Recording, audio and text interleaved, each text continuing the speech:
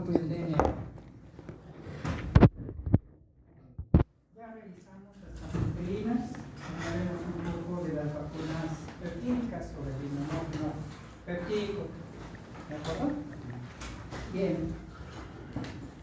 El inconveniente, cuando hablamos de péptidos, pues son equivalentes a los epítopos, que son pedacitos de proteína. Por lo tanto, si yo tengo aquí mi proteína, pues ya conocemos los epítopos, los lineales, los conformacionales, que se forman al obtener su estructura terciaria y se pliega, se acercan regiones distantes de la cadena polipeptídica. Son los conformacionales y los enclaustrados. Sí, creo que no vimos proteínas, nos quedamos hasta organismos muertos. ¿Sí? Ahí vamos a ver proteínas. Bueno, termino péptidos y me regreso a proteínas, perdón. Ok, gracias a ti, Julián. Y además los enclaustrados, ¿no? Entonces, en sí los epítopos ya los clasificamos, ya los explicamos cuando vemos la estructura de la proteína. Y como tal, estos epítopos pues, son los sitios que van a reconocer los anticuerpos. Bueno, al ser los sitios que reconocen los anticuerpos, digamos un anticuerpo, pues me reconoce a dos epítopos iguales. ¿Sí? Es la manera específica de representarlo. Aunque es esquemático, pero un anticuerpo me reconoce dos epítopos iguales. ¿Okay? Como tal, pues se pensó que si se sacaban los epítopos, esos péptidos de la proteína, se podrían usar de manera aislada para formar vacunas peptídicas. El inconveniente de estas vacunas peptídicas fue el tamaño. Se sabe que para que una sustancia sea inmunogénica, es decir, que busca una respuesta inmune, se requiere un peso molecular elevado, un tamaño alto y la complejidad de la molécula. Por lo tanto, entonces, se tuvo que modificar agregándole a estos péptidos, agregándoles cadenas polipeptídicas poco inmunogénicas. Generalmente en las vacunas peptídicas se les agrega albúmina unido al epítopo para evitar, esto se hace poco inmunogénico, para evitar enmascarar las propiedades inmunogénicas del epítopo. También hemos dicho que para que una proteína sea inmunogénica, mínimo debe tener un epítopo lineal. Si no tiene epítopos lineales, no va a ser inmunogénica. Pero atención, en este enfoque de vacunas peptídicas, uno puede conocer la secuencia de aminoácidos de un epítopo conformacional. Vamos a suponer que este epítopo conformacional fue reconocido, aunque es de regiones distantes, el color aquí diferente, no es que sean epítopos diferentes, secuencias diferentes, sino es de sitios distantes. Pero si por ejemplo hay un anticuerpo que me reconozca una pequeña región de esta y se parezca a la de esta, pues me va a reconocer al epítopo conformacional. ¿Qué se hace para fabricar epítopos lineales a partir de epítopos conformacionales? Esto ya se hace in vitro, se va colocando el aminoácido, las enzimas, otro aminoácido, otro y otro y otro y así. Los voy uniendo químicamente in vitro y entonces formo de un conformacional, formo un lineal y puedo usarlos como vacunas. ¿De acuerdo? Insisto, el problema principal es el tamaño. Ejemplos de cómo han trabajado todo esto, pueden buscar los artículos de la doctora Keter. Ella la encuentran en la página de Sistimex. Es una página de investigadores de la UNAM que trabajan con cisticecos. ¿Sí? Y han obtenido vacunas peptídicas, que estas vacunas o estos péptidos del cisticerco se los introducen en la papaya y se lo dan como alimento a los cerdos. Y han evaluado la respuesta inmune del cerdo, ¿sí? Con la finalidad de que el cerdo ya no se infecte de cisticercosis y como consecuencia la calidad de la carne sea mayor y se venda a buen precio. ¿Okay? Entonces tiene una utilidad práctica. En humanos hay pocas vacunas peptídicas, de hecho, pues no conozco así alguna en particular, pero es un enfoque que se está usando en animales. Hay libros completos de vacunas peptídicas, ¿sí? Si alguien quiere profundizar en esto. Bien, entonces el enfoque es que se tienen que aumentar el peso molecular con cadenas polipeptídicas poco inmunogénicas. Dos, por sí solos, son poco inmunogénicos.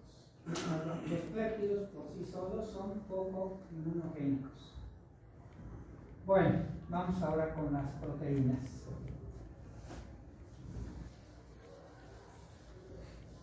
Si quieren usar una proteína como inmunógeno, el primer principio es que no sea una toxina. Entonces, al pensar en las proteínas, lo primero es que no sea una toxina. ¿Sí? ¿A alguien le gustaría que lo vacunaran con, por ejemplo, con la toxina botulínica, o con el tozoide tetánico, o con, ¿qué sería? La toxina del Vibrio cholerae, que activa la vinilatoxiclasa para que le dé diarrea? Pero ¿qué tal se vacunaron con la proteína S, hace hoyitos en los capilares? Bueno, ahorita vamos a regresar a eso. ¿Sí?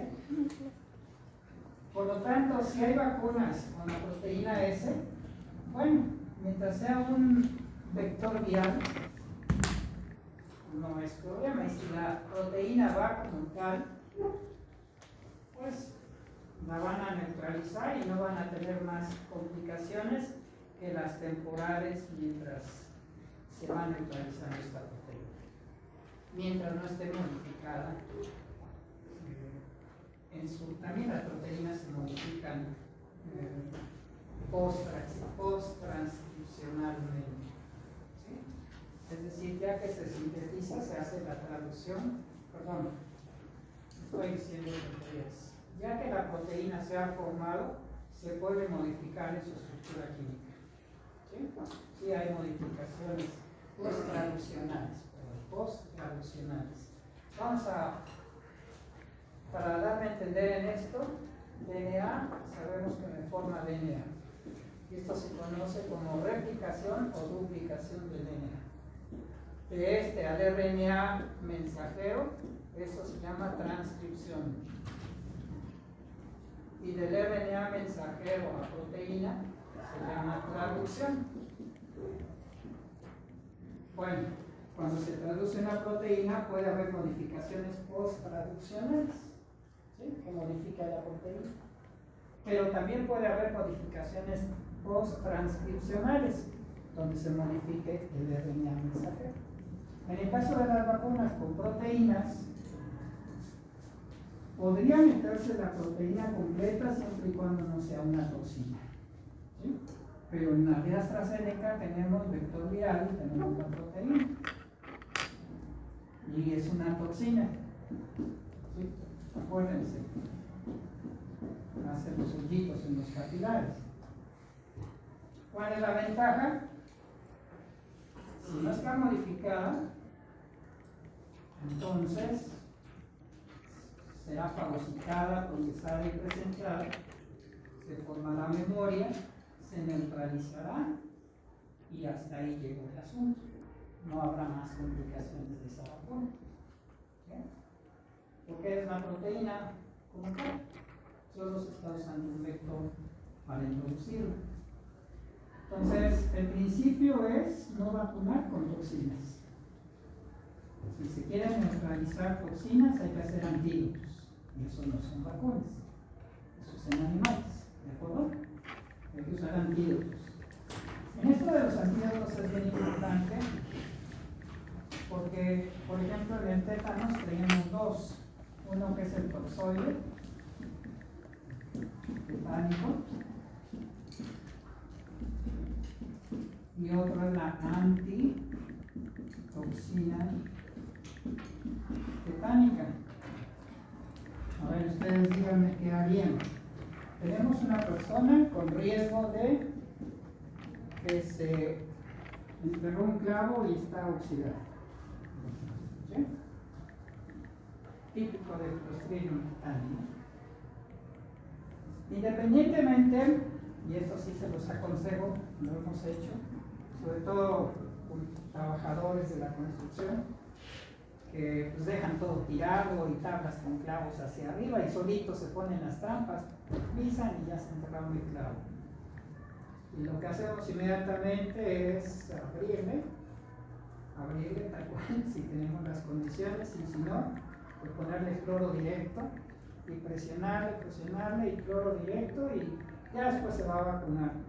¿Sí? Pero lo importante es matar el microorganismo inmediatamente.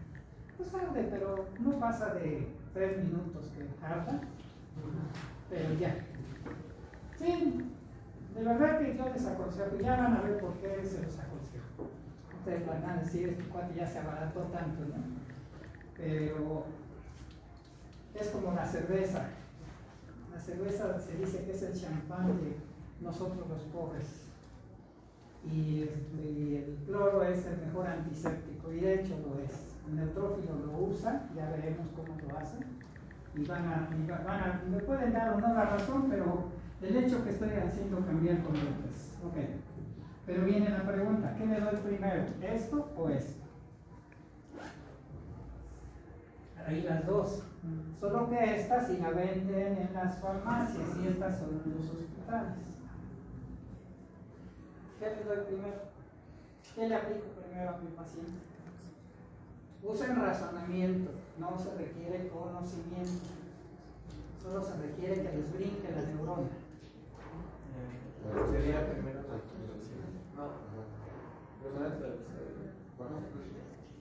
A ver, vamos 2 contra 1. ¿Quién da más?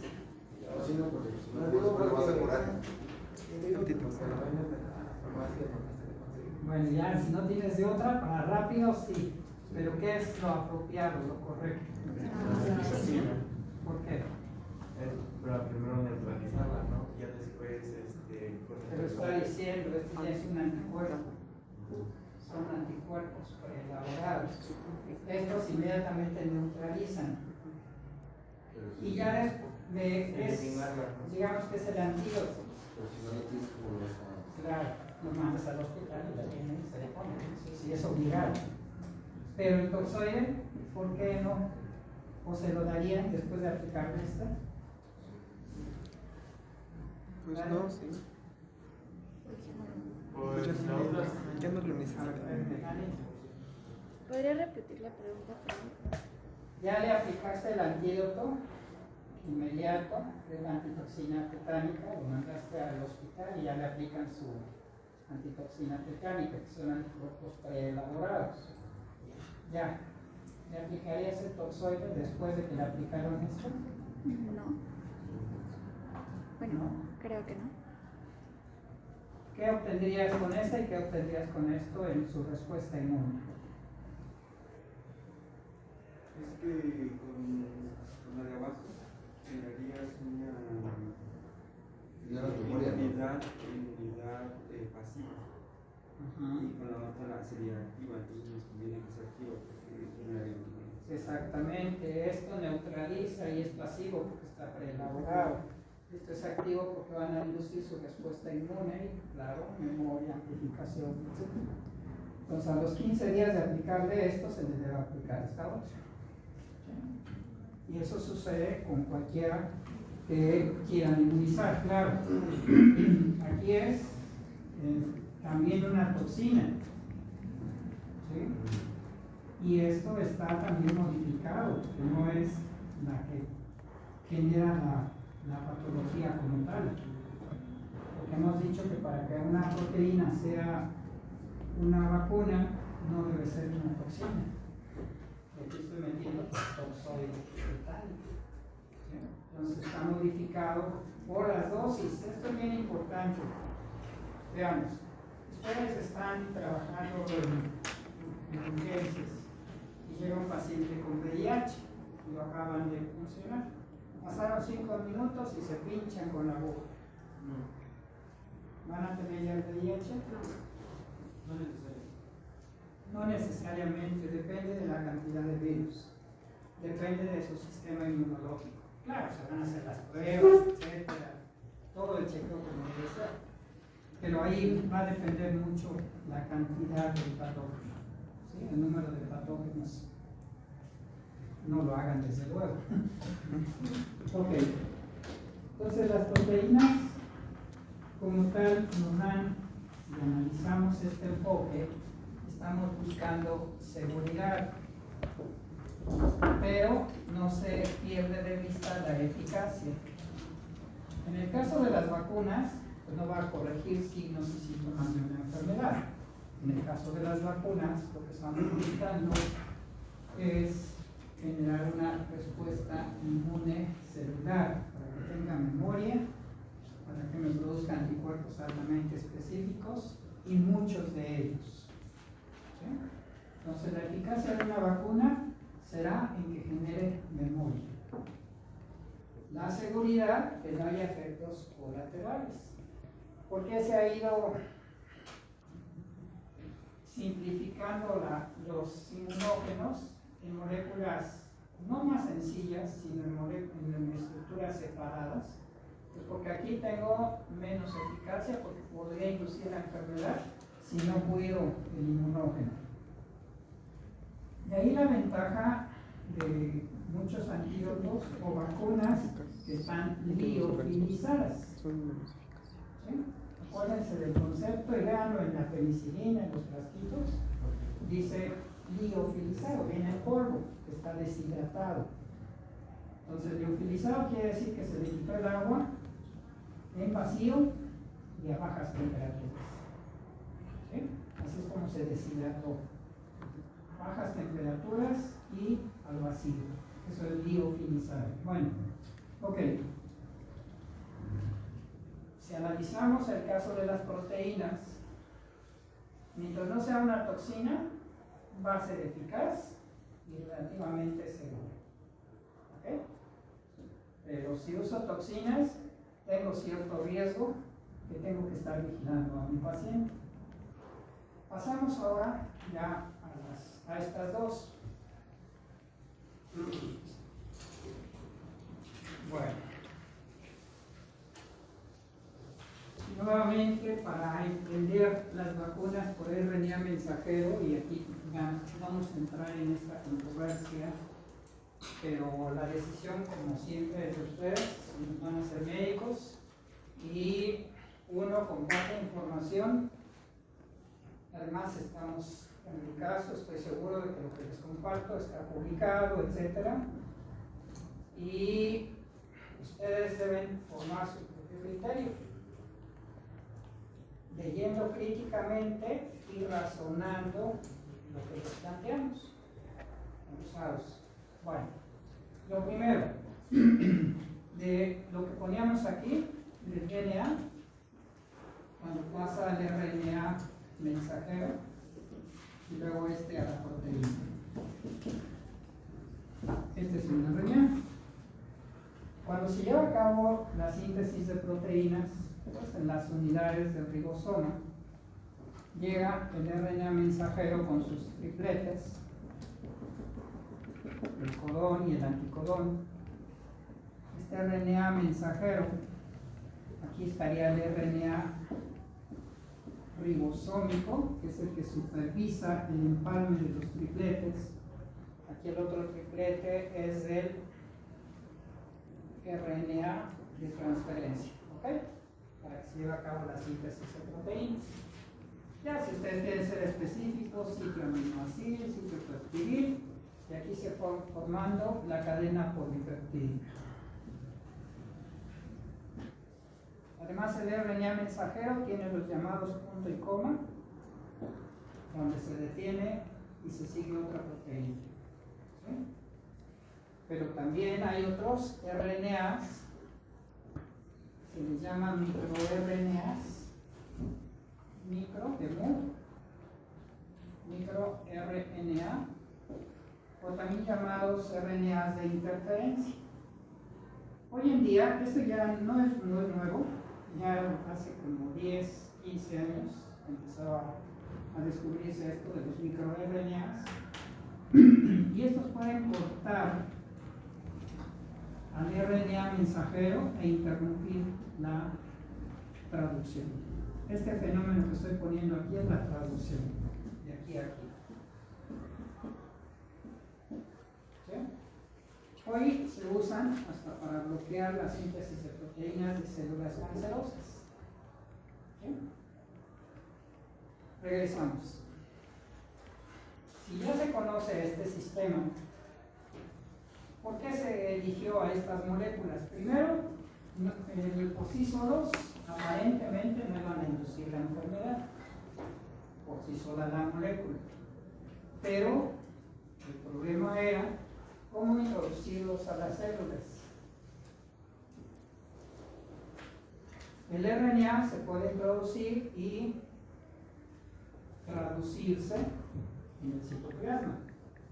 Las de DNA tendrían que ingresar al genoma.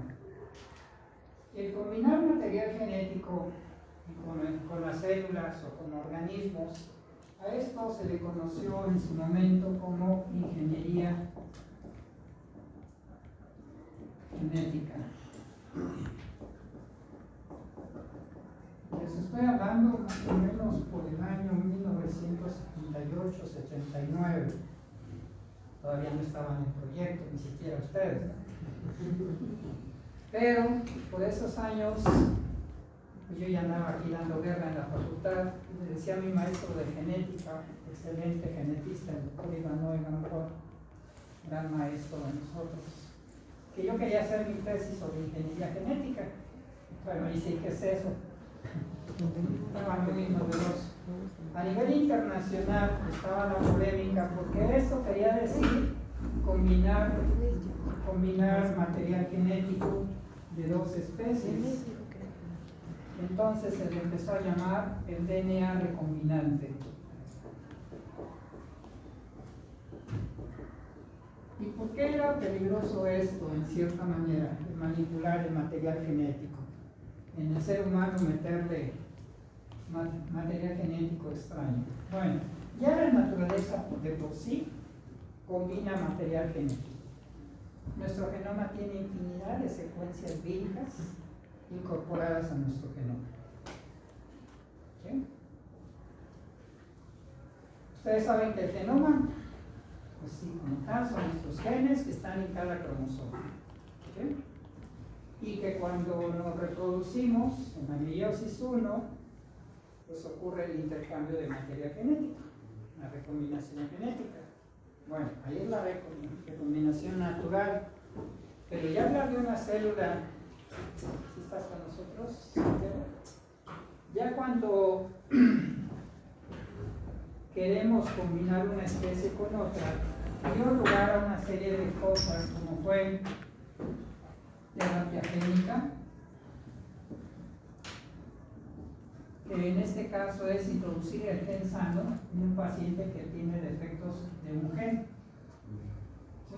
Sustituir la función del gen enfermo. Alimentos transgénicos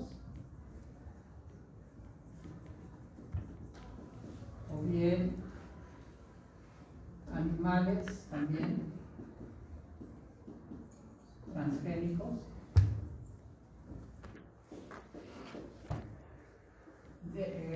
fármacos recombinantes. Hasta ahí todo iba muy bien, ¿no? ¿Cuál era el problema? Pero empiezan a surgir las ideas maquiavélicas, la guerra bacteriológica.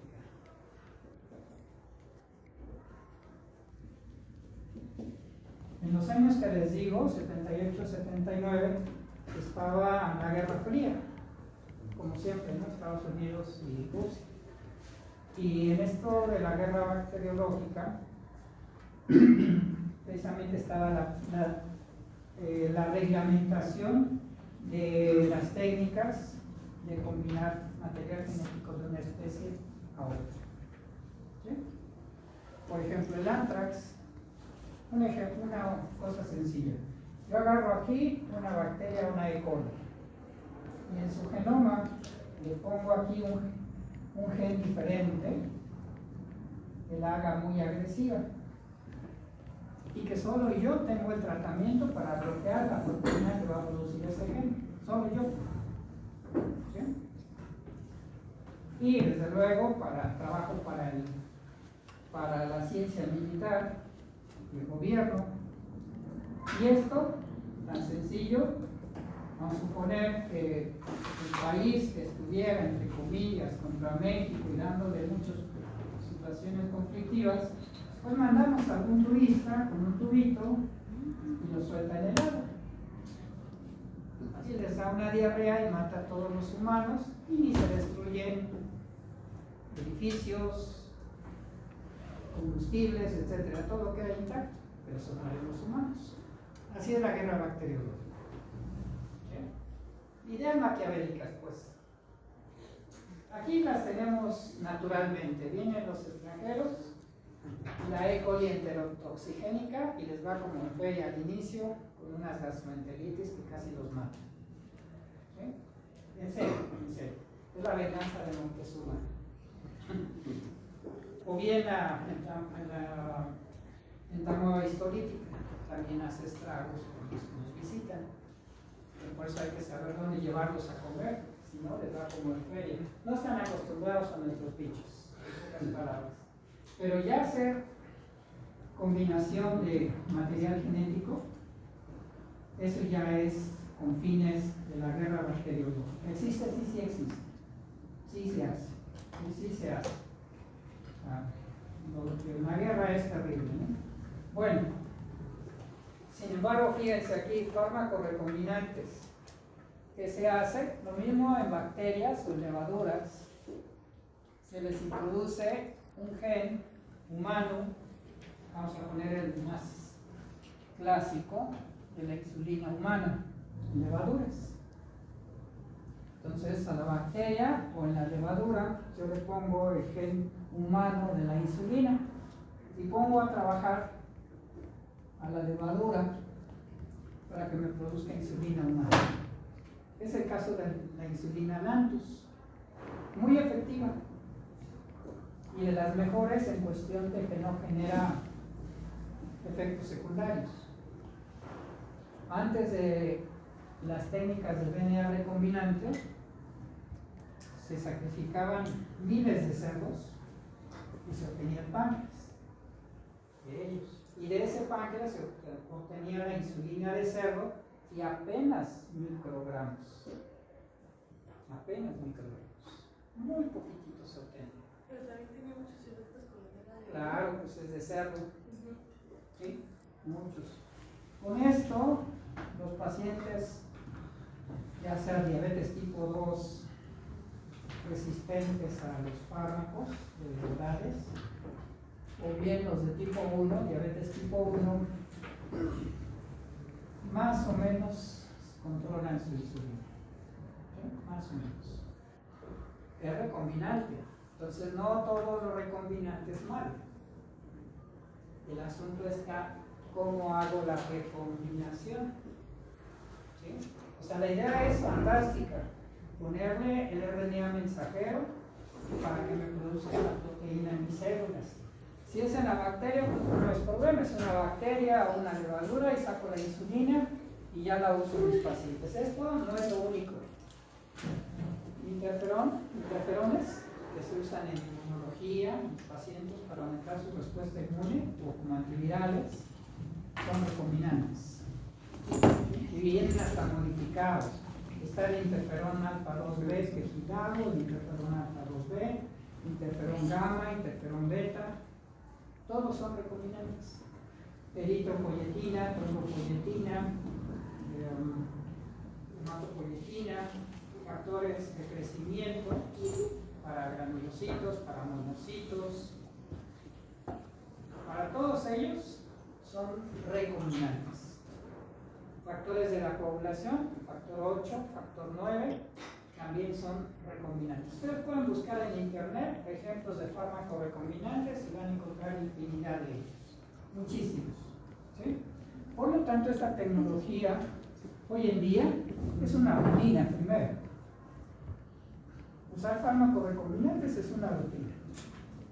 ¿Sí? Los animales transgénicos son bien útiles porque, por ejemplo, los ratones a los que se les han introducido los genes de las cadenas de las inmunoglobulinas, a esos ratones los inmunizamos con un antígeno y obtenemos anticuerpos mitad humano, mitad ratón. Ratón aquí, humano aquí, y se usa para terapia biológica. ¿Ok? Aquí les he dicho que si quieren aprender a hacer toda esta tecnología, pues se van a Cuba.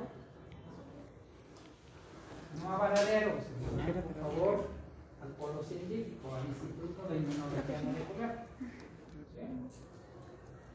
Entonces, en esta zona tienen bien estructurada la producción de los anticuerpos monoclonales. Hablábamos de un factor de crecimiento, el GERD vital. Es de origen cubano. ¿Sí? Y funciona muy bien para estimular células de la médula ósea. Desde luego también hay productos de Occidente, ¿no? De Estados Unidos. Nos hace falta esa tecnología aquí en México para producir fármacos recombinantes. Pero bueno,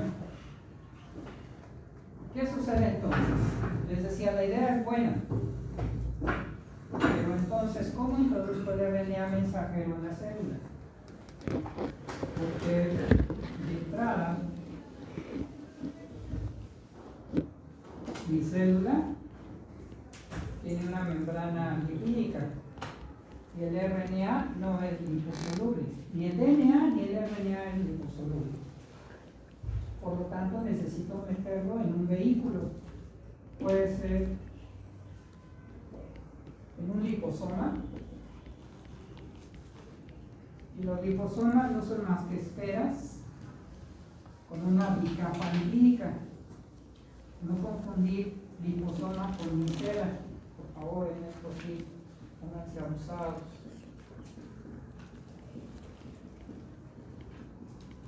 Entonces, el liposoma es una esfera de una bicapa lipídica y la micela es una monocapa, que es como entran las grasas en nuestros alimentos.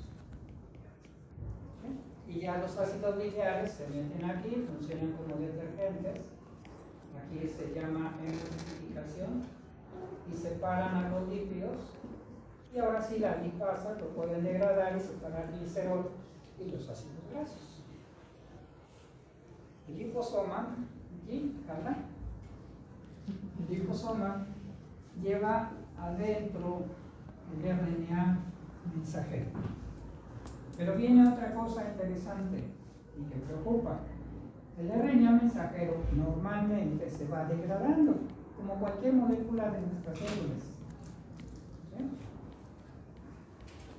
No nos damos cuenta de los cambios en nuestro cuerpo hasta que ya pasaron varios años.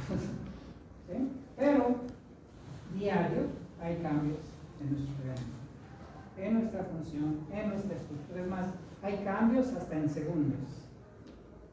Si ustedes analizaran una célula y buscaran una proteína y en 5 segundos ya no está esa proteína. ¿Sí? Se expresan y se dejan de expresar. O se recambian. Pues cada segundo somos diferentes, hasta hormonal y de neurotransmisores. Ahorita todos están relajados, escuchándome bien interesados y todo esto.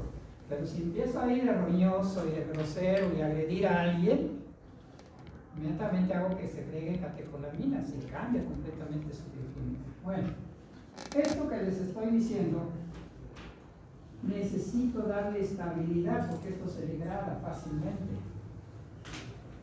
Cuando se trabaja con los ácidos nucleicos, o se contamina con otros ácidos nucleicos, o se degradan fácilmente porque hay muchas RNAsas en el entorno.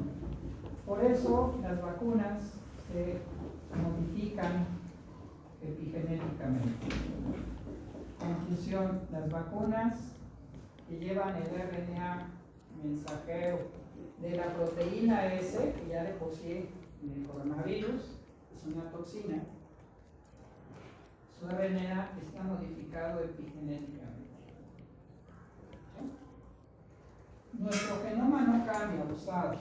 Nuestro genoma son genes bien ordenaditos en sus secuencias. Lo que se modifica es el funcionamiento de nuestros genes. Tan solo con agregarle fosfato, metilo o acetilo, estas son las modificaciones epigenéticas. Y esto es heredable. Se los he insistido. Si aquí van a hacer ejercicio, pues sus hijos van a hacer ejercicio. Si Luis Ángel se dedica a leer mucho, sus hijos van a leer mucho. Pero si aquí Enrique, el tremendo, se pone a fumar, pero con ganas, que no se queje que sus hijos van a fumar. ¿Sí? Es figurativo.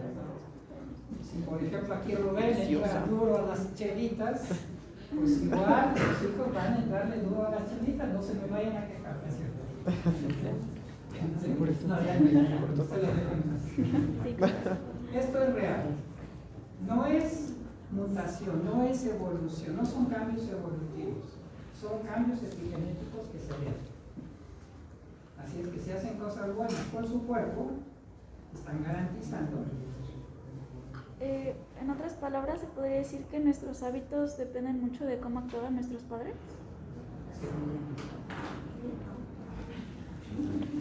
Aunque Eso no, híjole. aunque no lo crean, así es.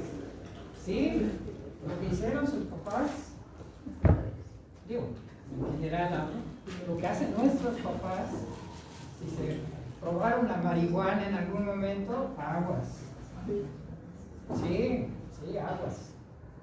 Entonces hay todos estos, nuestros hábitos hacen que cambie la modificación epigenética. La epigenética también tiene que ver con el proceso de envejecimiento. Se están buscando desmetilasas en ciertos organismos para quitar la metilación de nuestros genes y funcionen mejor y así aumentar el tiempo de vida de una persona.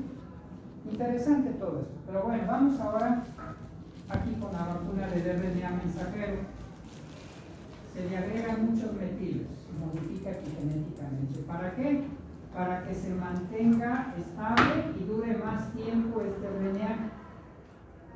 Estaba diciendo que normalmente nuestras moléculas van cambiando, pero cuando se modifica epigenéticamente, este RNA es más duradero.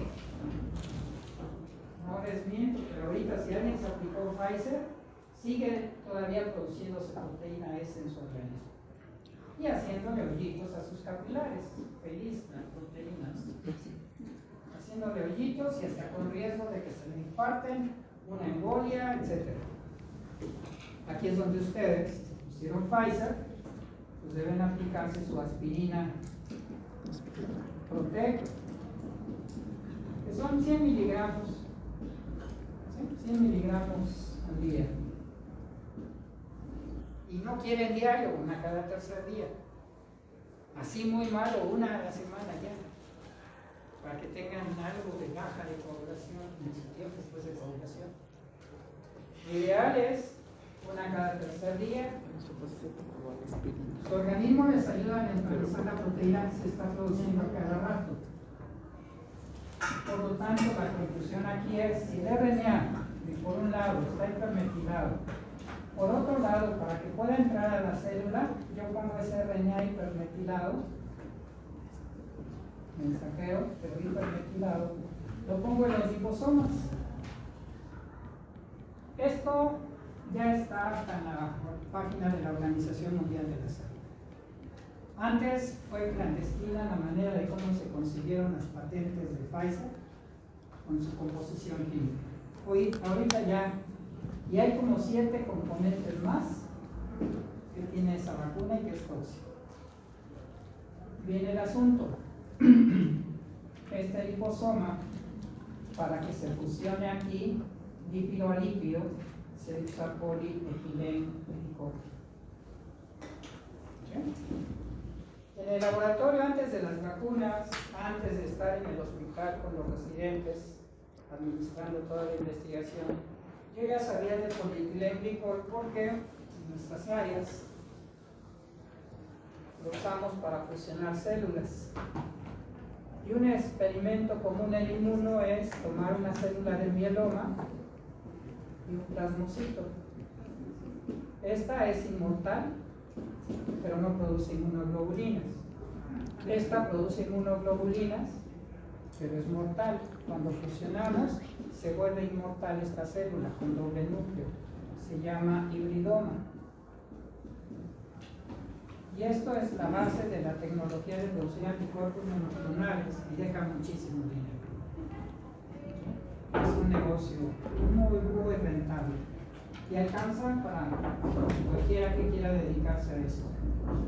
Muy rentable, un poco caro la inversión, pero bueno, es posible hacerlo. Ok, viene la pregunta. Yo ya sabía de esto. Cuando llego al hospital y llegan los cirujanos, me proponen proyectos de investigación en los que para limpiar el intestino por vía oral le aplican polietilenglicol para limpiar el intestino. Su idea, al estar limpio, no se contamina con heces fecales.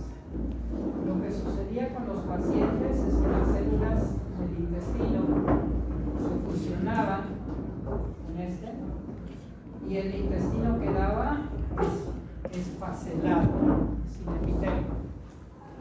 Imagínense que el epitelio sean ustedes, las células epiteliales, y el intestino es la pared, las marcas aquí. Les pido que se acuesten, se agachen y todo esto queda plano. Esfacelado, pelado en el sentido común, ¿no? Que haya todo pelado el intestino. Sí, las complicaciones después de usar el polietilenglicol fue la sutura, cuando se anastomosaba, se unía a un extremo a otro del intestino, anastomosis, término terminal o término lateral, como ustedes quieran. La sutura se rompía. Eso se llama dehiscencia de sutura. Al estar esfacelado, perforaciones, fístulas, perforaciones o el intestino con otra asa intestinal se comunicaban. Fístulas. Fueron las complicaciones más frecuentes cuando se usaba polietilenglicol para limpiar el intestino. Conclusión: el polietilenglicol será específico para fusionar el liposoma que lleva el RNA mensajero de la vacuna. ¿Es específico? Por eso las anormalidades cromosómicas en médula ósea son números diferentes de cromosomas en células de la misma médula. 2. Al fusionar, generar alteraciones cromosómicas, nos está generando cáncer agresivo con muerte a los 3 meses. Otra, la producción constante de proteína no degradarse de RNA, infartos. Infarto intestinal, que se confunde con apendicitis, infarto en miocardio, gente joven.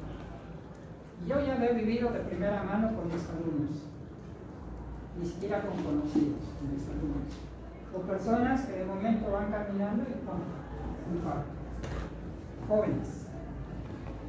¿Ok? Vuelvo a hacer, ya se acabó el tiempo, pero vuelvo a hacer, a insistirles, van a ser médicos, van a tomar su propio criterio, que eso es muy respetable, pero lean críticamente y piensen críticamente. Les estoy dando las bases, a ustedes les toca investigar el polifenol, les toca investigar si ya tenía modificado el medicamento y saquen sus